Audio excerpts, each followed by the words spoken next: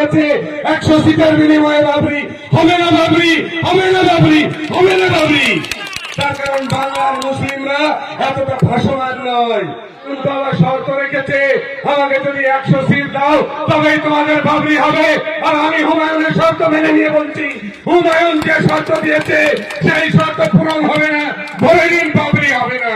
Challenge থাকলো আমার কেরাচাঁদপুর 1 নম্বর হাজরাপাড়া এই সম্মেলনে দাঁড়িয়ে বলছি, হুমায়ুন যে শর্ত দিয়েছে 100 সিটের বিনিময়ে বাবরি হবে না, বাবরি হবে না, বাবরি হবে না, বাবরি। তার কারণ বাংলার মুসলিমরা এতটা ভাষমান নয়। তারা পানিতে ভেসে থাকা, জলে ভেসে থাকা বাতরাজ নয়। তারা আবেগে ভাসবে না। তারা মসজিদকে সম্মান জানাবে। মসজিদ নির্মাণে যত টাকা ব্যয় হবে পায়ে পায়ে পায়ে পায়ে খোঁজ নিয়ে আমাদের মুসলিমরা সেখানে পৌঁছে দিয়ে আসবে। এটা খুবই সত্যি কথা।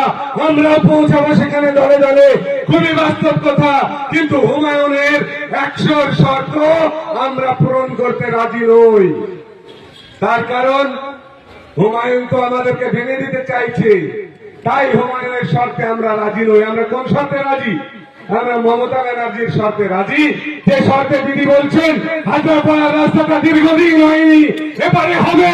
এটাই তৃণমূল কংগ্রেসের শর্ত।